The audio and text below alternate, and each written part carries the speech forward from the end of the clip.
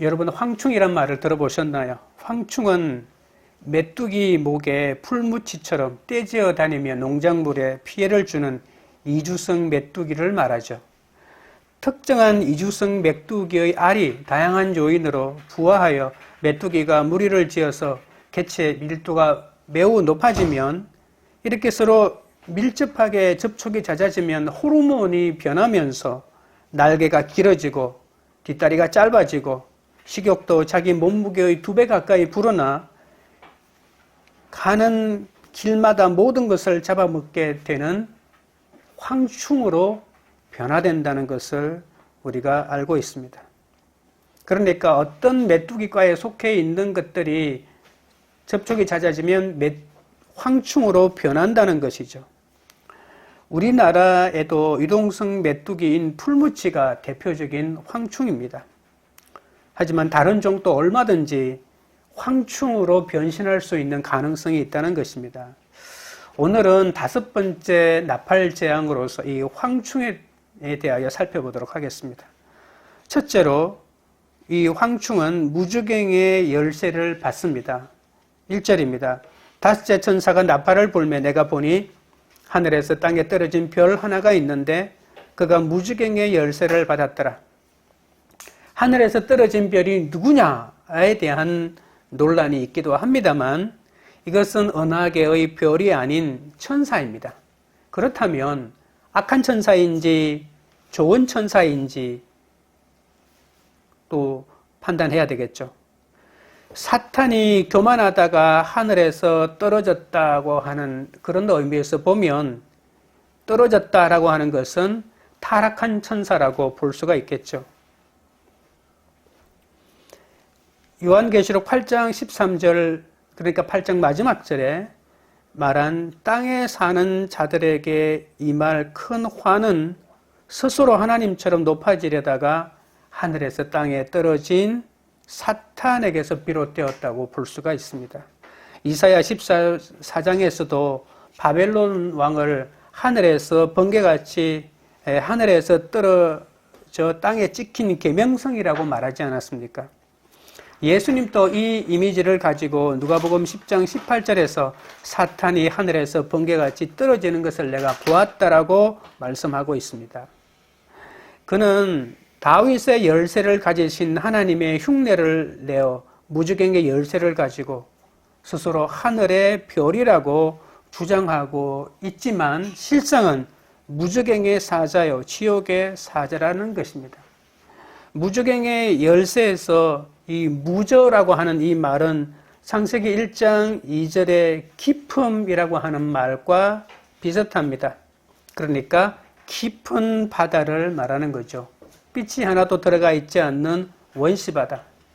요즘의 과학적인 판단으로 말하면 일종의 약간 블랙홀 같은 그런 곳이라고도 할 수가 있겠습니다. 무저는 죽은 자가 있는 곳입니다. 죽은 자는 너무 불결하기 때문에 그 말이 타락한 천사들이 갇혀있는 구덩이 또는 감방이 되었던 것이죠. 죽은 자가 있는 곳, 악령들의 감옥이란 그런 뜻입니다. 천사들이 영원한 결박으로 흑암에 갇혀 있다는 것이죠. 맨 마지막에 나오는 이 갱이라고 하는 말은 갱도라고 하는 말을 우리가 쓰잖아요. 감옥으로 내려가는 구덩이, 약간 입구를 말하는 거겠죠. 굴처럼 갱도 같은 그런 관점이죠.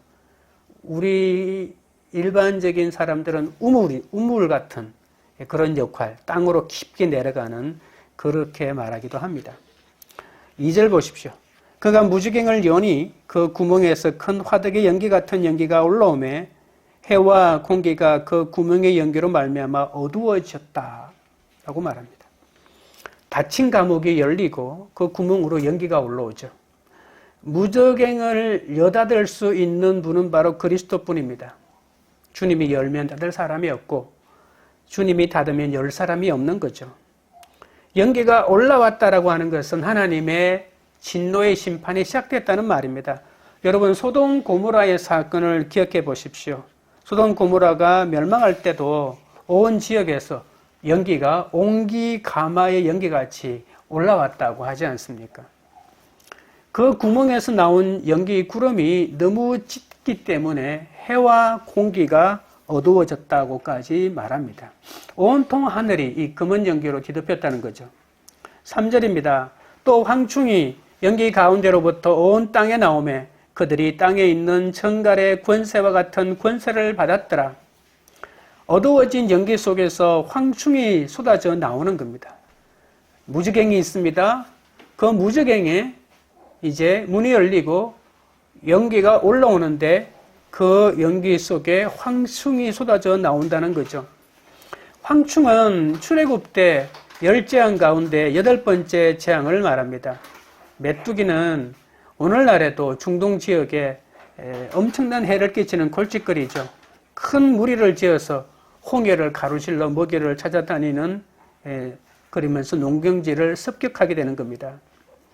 황충은 믿을 수 없을 정도로 많은 무리가 떼를 지어 다니기 때문에 엄청난 전염병도 일으킵니다. 1915년 팔레스타인에서 엄청난 수의 메뚜기가 나타났는데 무려 5일 동안이나 하늘이 캄캄했다고 하는 기록이 있습니다. 구약성경에서 황충은 하나님을 배신한 백성들에게 하나님이 내리는 일종의 재앙이었습니다. 이 황충들은 무저갱에서 쏟아져 나왔기 때문에 이것은 일반적으로 우리가 아는 곤충이 아니라 사탄의 세력으로 보아야 하는 것이죠. 그런데 이 황충은 하나님에게서 권세를 받는다고 말합니다. 하나님이 땅에 거하는 자들에게 심판할 수 있는 권세와 능력을 이 황충에게 주었다는 거죠. 마귀의 세력도 하나님이 허용하시지 않으면 아무것도 할 수 없습니다. 사탄이라고 해서 자기 마음대로 할 수 있는 것이 아니라는 사실입니다. 악한 세력의 모든 활동도 하나님의 계획 아래에 있다는 거죠. 하나님은 황충을 사용하여 하나님의 더 큰 목적인 땅에 속하는 자들을 심판하고 계시다는 겁니다. 황충은 자기 권세로 마음대로 자기가 권세를 휘두르고 있다고 생각하지만 하나님은 그 황충의 권세를 사용하여 하나님의 목적을 이루어가고 계시다는 거죠. 그렇다고 해서 하나님이 사악한 황충에게 구체적으로 무엇을 하라 지시한다고 생각하시면 큰 오산입니다. 하나님은 황충의 악이, 사탄의 악이 드러나도록 허용하실 뿐이지 그들에게 그 일을 계속하라고 절대로 하시지 않는 거죠. 인간이 저지른 죄악도 하나님이 선으로 바꾸어서 하나님의 역사가 이루어지도록 활용하는 것이지 하나님은 선한 분이실 뿐만이 아니라 악한 동기를 가지고 당신의 선을 이루시지 않는다는 것입니다. 여러분, 내가 스스로 하늘의 별인 줄 착각하고 특별한 인생을 살겠다고 쫓아 살아간다면 어떻게 되겠습니까? 내가 별이 아닌데 내가 별인 것처럼 착각하고 산다면 인생을 허비할 확률이 높습니다. 아니, 오늘 본문에 있는 것처럼 하나님의 임하는 재앙을 당할 수밖에 없는 것이죠. 잠깐 보이다가 사라지는 연기처럼 이 거짓된 꿈과 기대로 가득하니까 이 세상을 주관하시는 참 하나님, 참 빛이신 하나님을 볼 수가 없는 것이죠.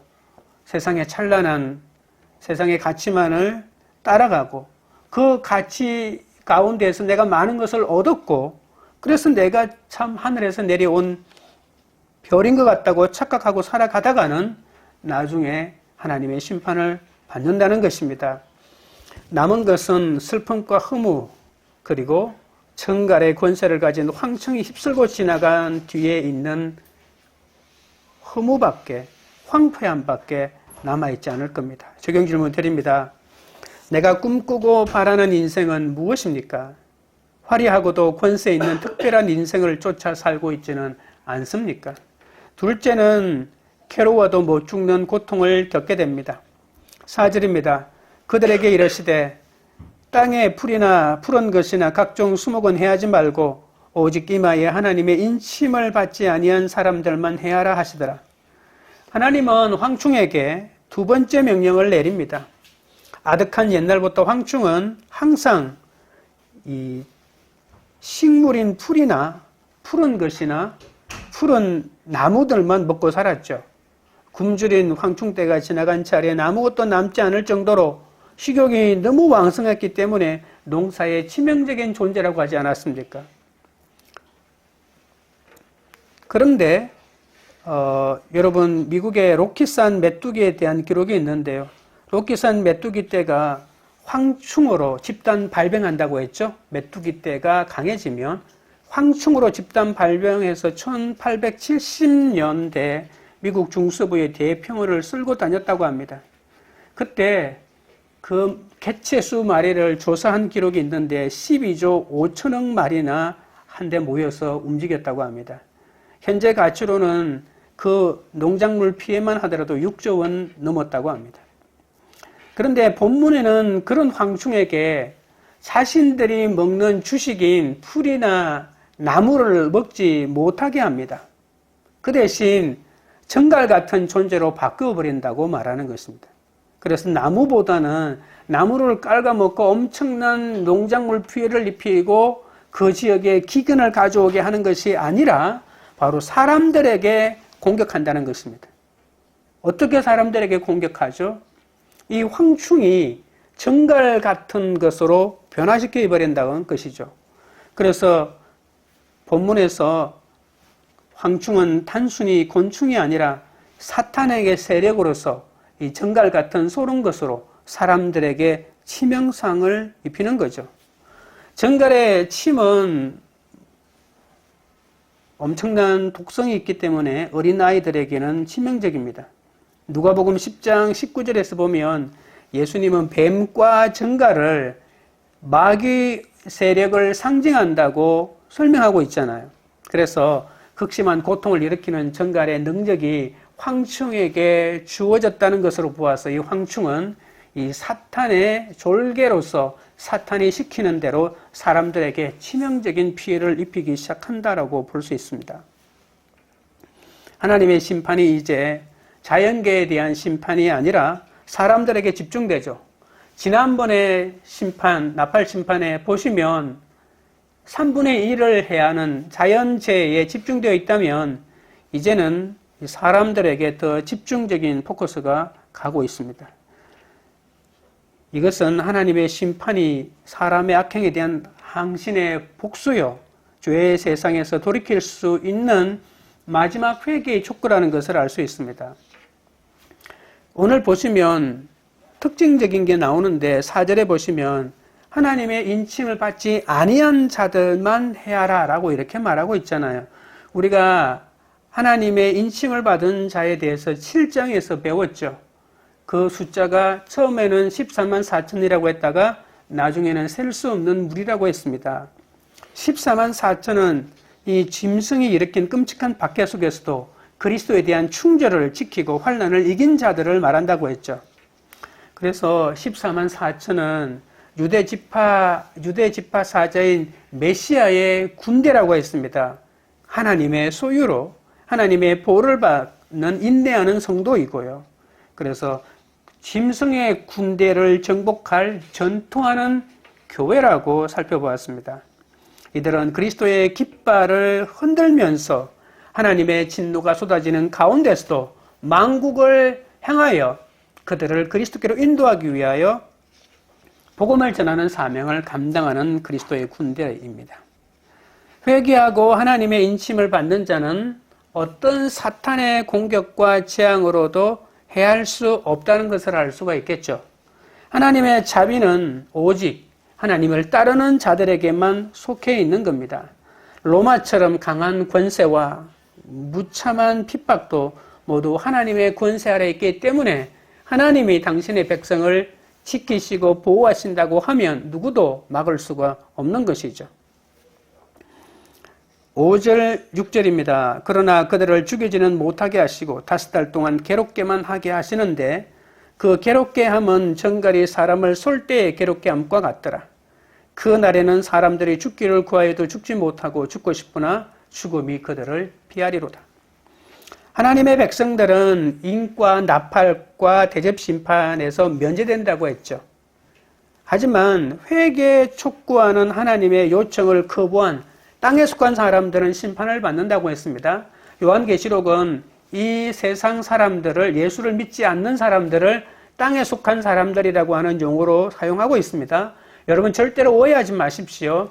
하나님의 심판, 인심판, 나팔심판, 대접심판은 하나님께서 주도하는 심판인데 예수를 믿지 않는 자들, 그러니까 땅에 속한 사람들에게 집중되어 있습니다. 그런데 왜 예수 믿는 우리도 심판의 공격을 받느냐고 생각할 수 있겠죠. 그러나 제가 몇 번 얘기했지만 그것은 하나님의 심판을 받는 것이 아니라 하나님의 심판을 받은 사탄이, 그 사탄의 졸개들이 하나님의 사람들인 성도들을, 그리고 교회를 공격하고 핍박한다는 사실을 아셔야 합니다.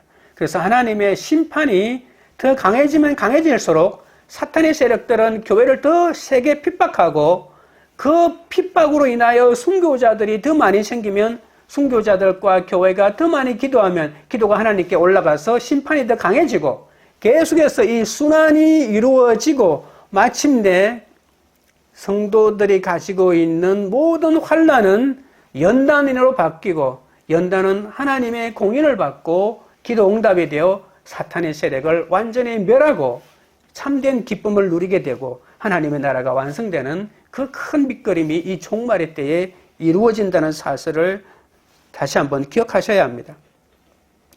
이마에 하나님의 인침을 받지 않은 자가 당하는 괴로움은 정갈이 사람을 쏠 때의 아픔같이 극심하고 괴로웠기 때문에 죽고 싶어도 죽지 못하는 고통이라고 합니다. 한번 쏘여서 죽어버린다면 모르겠는데 그 고통을 죽지 않고 계속해서 아픔이 사라져 가려면 또 그 침을 맞고 또 침을 맞고 계속해서 맞는다는 그런 사실로도 볼 수가 있겠죠. 여러분 5절에 보시면 괴롭다라고 하는 말이 무려 3번이나 사용됩니다. 이 한 절 안에 말입니다. 이 괴로움은 감당하기 힘든 혹독한 아픔을 말합니다. 하나님을 거부하고 하나님의 백성을 학대한 심판이 얼마나 극심한 심판으로 임하는지 모른다는 거죠. 이 심각한 괴로움은 황충이 쏘는 살 때문에 일어난다고 하는 것인데, 여러분 정갈이 치명적인 꼬리로 사람을 찌르는 것을 생각해 보십시오. 벌에 쏘이거나 또는 모기에 물리거나 할 때도 굉장히 아프지 않습니까? 그런데 정갈의 독침은 그 고통이 어떻겠습니까? 정갈의 독침을 한번 맞았다고 바로 죽지는 않지만 죽지 않을 정도의 고통을 5달 동안이나 무려 계속된다고 생각하면 그 고통을 짐작할 수 있습니다. 사람들이 죽기를 구하여도 죽을 수 없다는 것은 절망적인 고통을 겪고 있다는 그걸 말하는 거죠. 죽기를 구한다라고 하는 것 보십시오. 이 구한다라고 하는 이 단어가 얼마나 강력하게 원하는 단어를 사용하고 있는지 모릅니다. 강력한 의지로 죽음을 요청하거나 또는 자살을 시도했다는 그런 뜻입니다. 살아서 느끼는 고통이 얼마나 괴로웠으면 강력하게 죽음을 간청하고 있을까요? 욥기 3장 21절에 보면 이런 말이 있습니다. 이러한 자는 죽기를 바라도 오지 아니하니 땅을 파고 숨긴 보배를 찾은보다 죽음을 구하는 것을 더하다가 라고 하는 구절이죠. 여러분 땅에 보배를 찾아 헤매는 것보다도 더 죽음을 찾기 위하여 사람에 대한 언급이 있다는 겁니다. 이렇게 죽기를 간절히 원하는 자가 간절히 죽음을 찾는 그 심정이 어떻겠습니까? 그러나 하나님은 때가 될 때까지 그들이 죽는 것을 허용하지 않습니다. 하나님은 순교자들의 목숨은 살려주지 않고 지켜주지 않고 죽이면서도 죽음 마땅한 자들이 끝까지 죽겠다고 하는데 왜 죽이지 않고 계속 살려주시는지 궁금하지 않습니까? 아니 그렇게 살고자 하는 하나님의 사람들은 금방 죽이고 그러고 난 다음에 물론 순교자라고 하는 타이틀은 주시기는 하지만 죽겠다고 하는 사람은 안 죽이고 그냥 계속 살아나고 죽음을 피하고 뭐 이런 것과 비슷한 느낌이지 않습니까? 그러나 여러분, 순교당한 자들은 하나님의 품속에 머물게 되지만 이들이 만약에 죽게 된다면 영원한 지옥으로 떨어질 것입니다. 하나님은 그들의 영혼이 불쌍해서 죽지 않고 끝까지 회개하도록 그 기회를 주시는 거죠. 하나님이 저들을 살리기 위하고 구원하기 위해서 구원의 기회를 주기 위해서 살리는 건데 여러분, 그게 그렇게 배가 아프면 안 되겠죠. 여러분, 부자가 오래 사는 것, 하나님을 모르는 부자가 오래 사는 걸 너무 시기 하지 마십시오. 하나님이 기회를 좀 더 주는 것입니다. 물론 그렇다고 해서 그들이 하나님의 말씀을 듣고 회개하고 돌아온다고 장담은 할 수 없겠지만, 그러나 하나님의 관점에서는 그들에게 계속해서 기회를 주셔서 깨닫도록 하기 위한 것이라는 겁니다. 그러나 오늘 본문처럼 고통이 계속되는 것은 너무 괴롭겠지만 말입니다.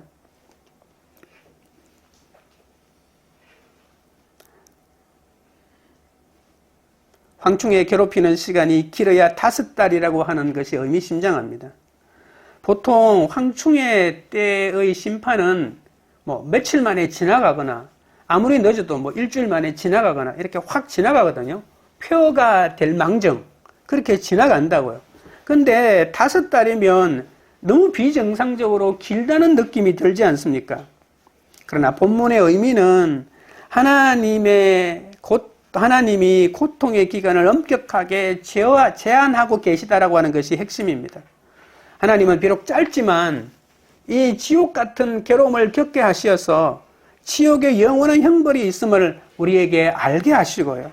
그리고 회개할 기회를 허락하시는 거죠.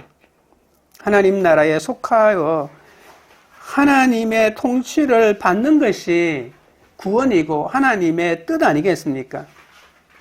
더 큰 재앙이 일어나기 전에, 영원한 재앙에 처하기 전에, 영원한 천국의 문이 닫히기 전에 빨리 회개하고 주께 돌아오기를 바라시도록 기회를 주시고 또 주시는 것이 바로 하나님의 끝없는 사랑입니다. 그러나 그 끝없는 사랑도 닫힐 수밖에 없는 기간이 있기 때문에 그 기간 안에 돌아와야 되는 것이죠. 적용 질문 드립니다. 나는 지금 어떤 극심한 고통을 겪고 있습니까? 나의 그 고통이 사명으로 바뀌어 돌이켜 회개하게 할 사람은 누구입니까? 셋째는 하나님의 사람으로 위장합니다. 7절 8절입니다. 황충들의 모양은 전쟁을 위하여 준비한 말들 같고 그 머리에 금 같은 관 비슷한 것을 썼으며 그 얼굴은 사람의 얼굴 같고 또 여자의 머리털 같은 머리털이 있고 그 이빨은 사자의 이빨 같으며. 황충은 전쟁을 위하여 준비한 말과 같다고 합니다. 고대 사회에서 군마는 상상할 수 없을 정도로 무시무시한 전쟁 무기였죠. 전쟁을 위하여라고 하는 말이 나옵니다. 전쟁을 위하여, 그냥 말과 같다라고 하지 않고 전쟁을 위하여라고 하는 말이 있는 이유는 뭘까요? 전쟁은 그 나라 전체에서 일어나는 거죠. 그러니까 어떤 한 사람, 어떤 한 집안에 일어나는 재앙이 아니라 누구도 피할 수 없는 모든 사람에게 영향을 미치는 심판이다라고 하는 그런 뜻입니다. 황충은 금 같은 관 비슷한 것을 썼다고 합니다. 여러분, 이 금관이라고 하는 것은 승리한 정복자가 쓰는 거거든요. 로마 황제는 굉장히 자주 이 금관을 쓰고 다녔다고 합니다. 근데 요한계시록에서 금면류관을 쓰는 존재는 하나님의 권세를 가지고 있는 천상의 존재들이 이 관을 가지고 있다고 하거든요. 예를 들면 보호자 앞에 있는 24장로들이 하나님께 찬양하고 예배할 때 자기들이 쓰고 있는 이 관을 벗어가지고 하나님에게 던지면서 찬양하지 않았습니까? 하나님의 권세를 위임받은 사람만 가지고 있는 것입니다. 그런데 로마 황제는 마치 자신이 하나님의 권세를 가지고 있는 양, 신인 것처럼 그 관을 쓰고 돌아다녔지만 그가 가지고 있는 권세는 땅의 권세에 불과했죠. 정갈의 권세를 받아 사람을 해하고 괴롭히는 이 황충은 마치 자신이 하나님의 권세를 가진 것처럼 우쭐대며 돌아다닌다고 하고 있는 것이죠.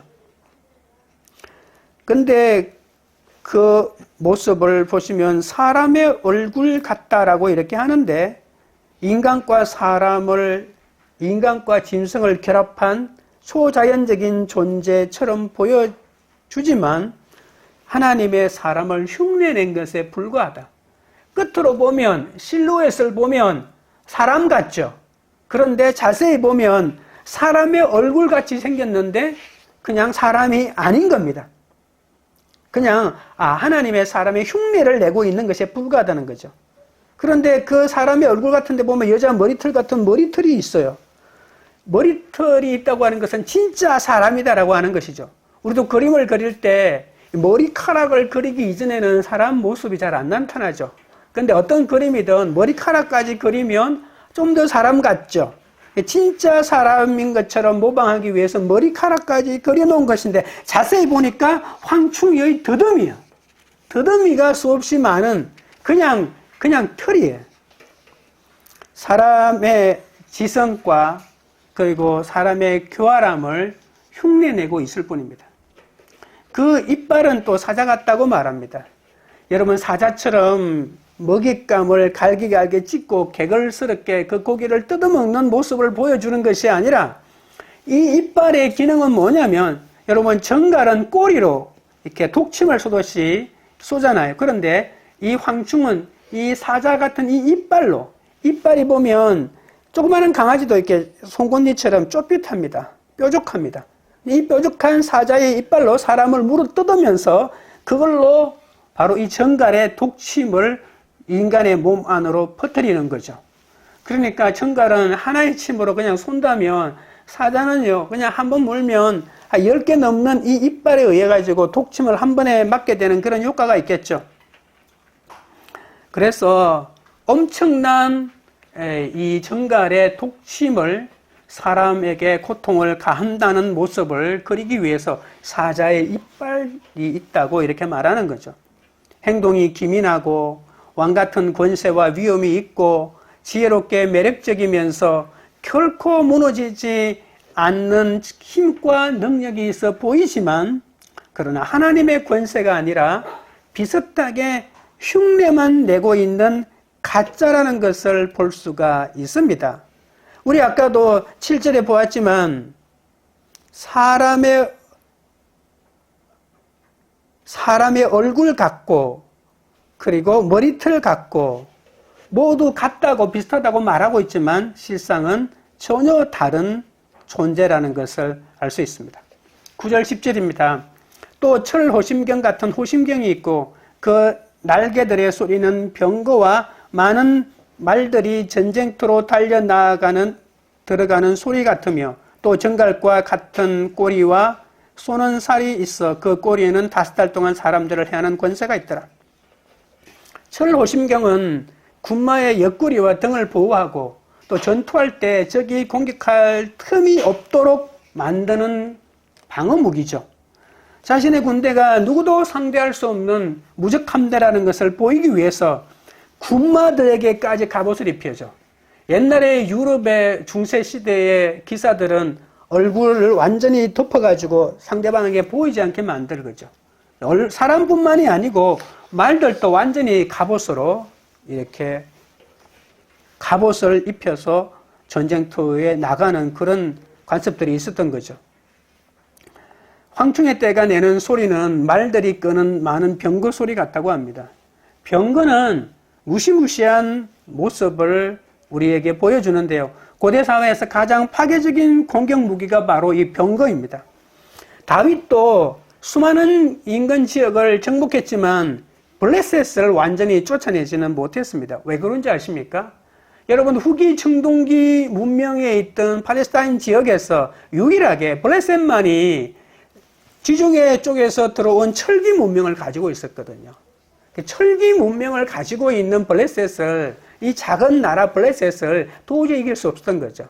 그 블레셋의 본거지가 지금 팔레스타인의 가자 지구 지역에 위치하고 있지 않습니까? 우연의 일치인지는 모르겠지만 지금은 공격 무기가 이스라엘이 훨씬 더 좋은데도 쉽게 결판이 나지 않습니다. 로마 제국도 이 병거가 중요한 줄 알고 병거를 집중적으로 양성했습니다. 그래서 수없이 많은 병거가 달려오는 소리는 얼마나 위협적인지 모릅니다. 황충은 단순히 이 전갈의 침으로 쏘는 것이 아니라 아예 화살처럼 쏜다고 표현하고 있습니다. 이 화살은 황충의 꼬리에서 쏟아져 나오겠죠. 이 화살을 맞은 사람의 고통이 어떤지 한번 생각해 보십시오. 하나님은 황충이 이런 권세로 5달 동안만 괴롭힌다고 다시 한번 5달이라고 언급합니다. 이것도 역시 아까처럼 땅에 속한 사람들이 사탄을 따르는 결과가 얼마나 혹독한지 깨닫고 빨리 하나님에게 회개하고 돌아오기를 바라기 위해서 이렇게 5달 동안을 제한해 두신 것이라고 볼 수 있습니다. 11절입니다. 그들에게 왕이 있으니 무저갱의 사자라. 히브리어로는 그 이름이 아바돈이요 헬라어로는 그 이름이 아볼루온이었더라. 잠언 30장 27절에 이런 말이 있습니다. 메뚜기는 임금이 없다. 그런데 오늘 본문에 보시면 황충에게는 임금이 있다라고 말하지 않아요. 황충을 조종하는 존재가 있다는 거죠.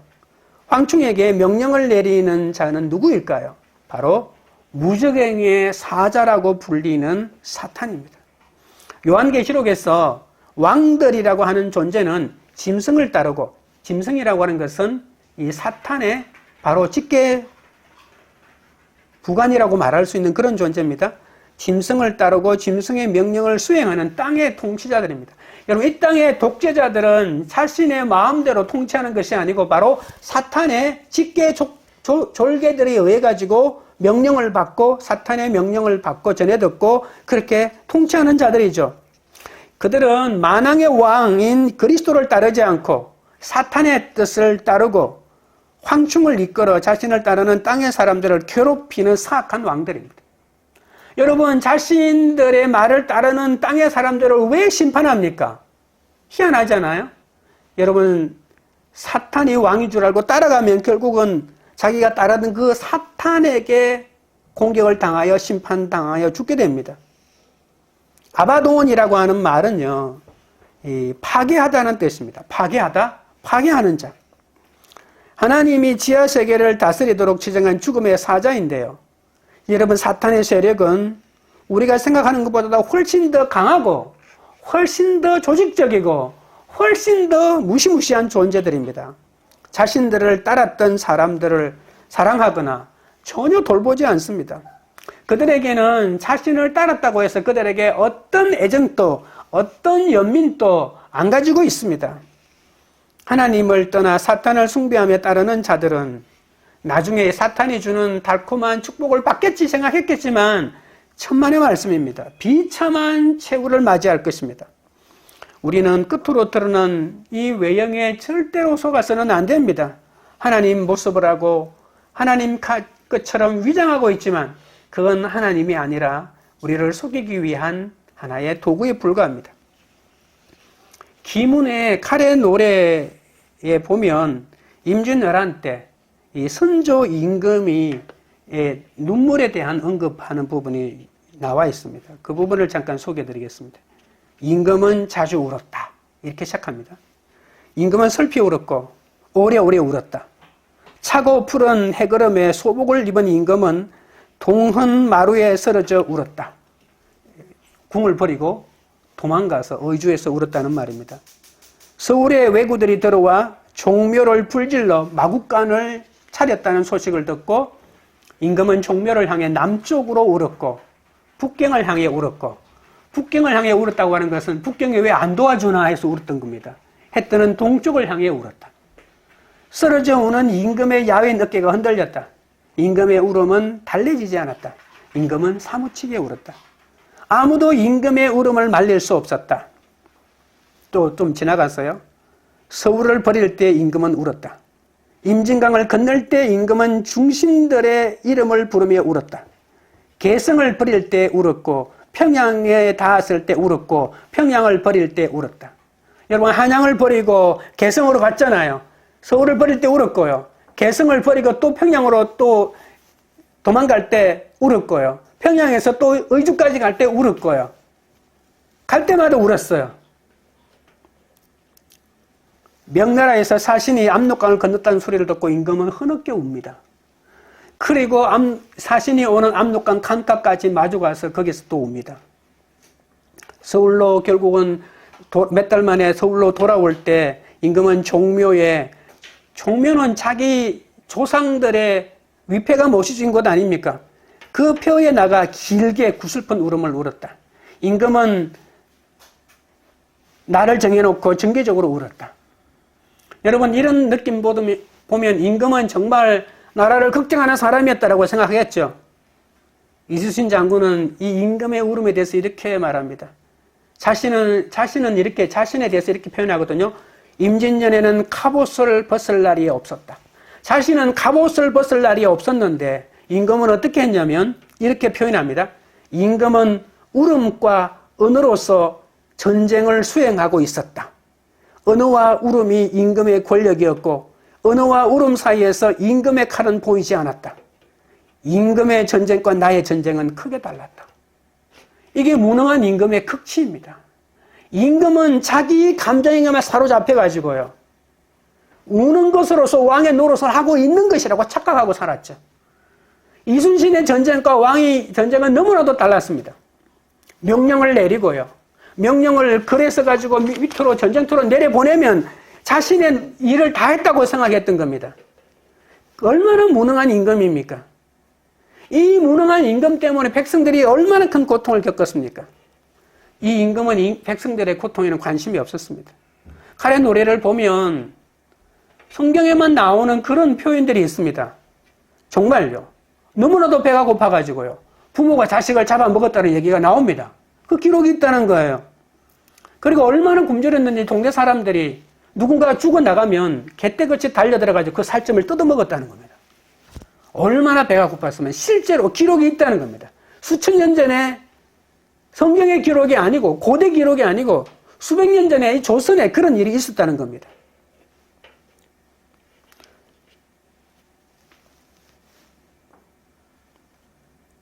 사탄을 임금으로 섬기며 사는 자들의 비참함이 이와 같지 않을까요?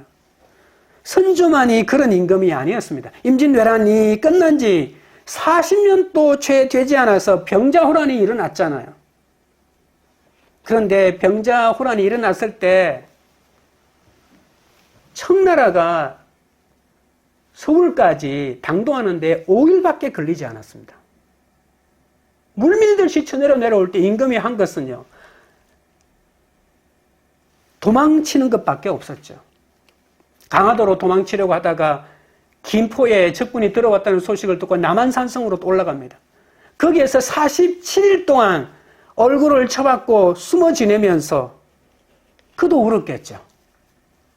여러분, 남한산성에 자기만 있고 온 국토가 유린되든 말든 관심이 없었다는 겁니다. 전 국토가 도력이 나고 수많은 사람이 죽어나갔습니다. 그 무능한 왕을 섬기는 조선의 백성들은 당하고 죽을 수밖에 없었겠죠. 여러분, 사탄을 왕위로 섬기는 자들은 바로 이런 왕들을 섬기는 백성들과 다를 게 하나도 없을 것입니다.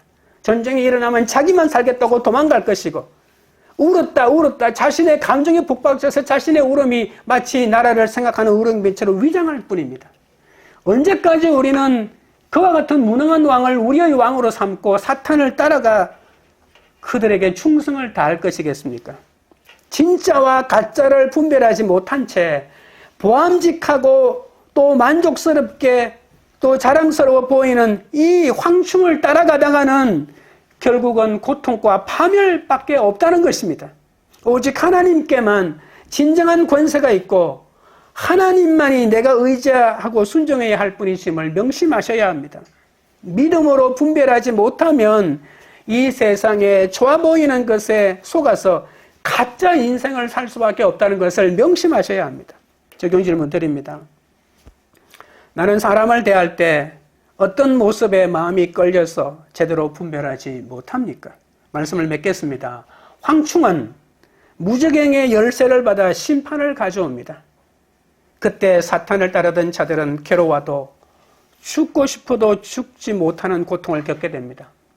아무리 황충이 하나님의 사람으로 위장을 해도 소바가 넘어가서는 안 됩니다. 이 땅에 참 왕은 그리스도밖에 없습니다. 거짓 왕에 속아 인생을 허비하지 말고 오직 주님만을 예배하고 섬기는 여러분 되시기를 주님의 이름으로 축원드립니다. 찬양 드리고 기도하겠습니다.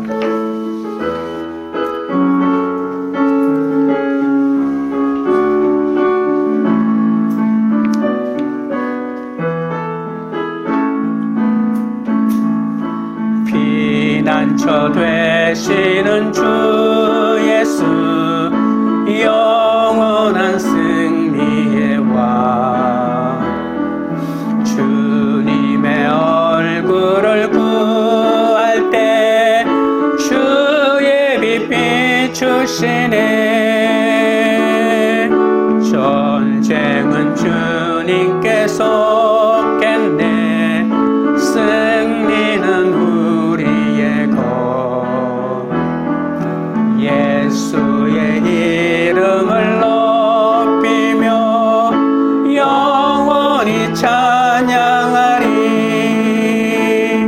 주님의 임재에 온 땅은 들리고 우리 기도에 하늘 문 여시네. 온 민족과 열방 주께 경배해. 영원히 보좌에 계시는 께 피난처 되시는 주 예수, 영원한 승리의 왕, 주님의 얼굴을 구할 때 주의 빛 비추시네. 전쟁은 주님께 속했네. 승리는 우리의 것. 예수의 이름을 높이며 영원히 찬양하리. 주님의 임재에 온 땅은 들리고 우리 기도에 하늘 문 여시네. 온 민족과 열방 주께 경배해. 영원히 보좌에 계시는 께 주님의 임재에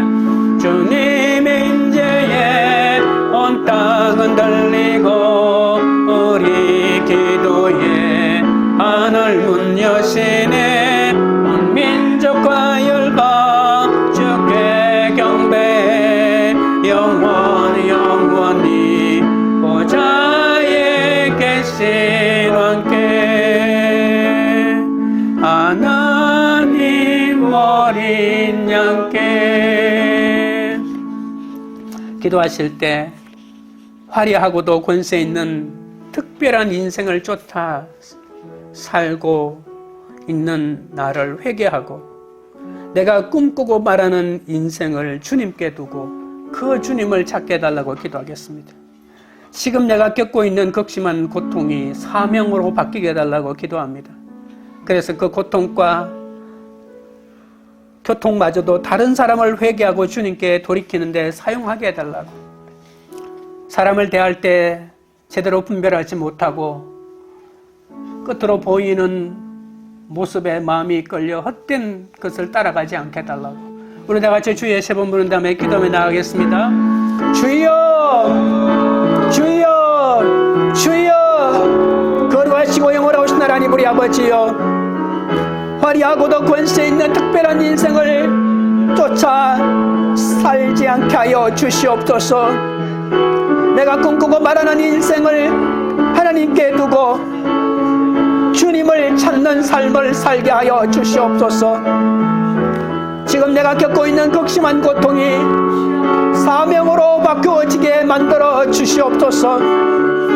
그리하여 내 고통마저도 사람을 회개하고 주님께 돌이키는데 약재로 사용되게 하여 주시옵소서.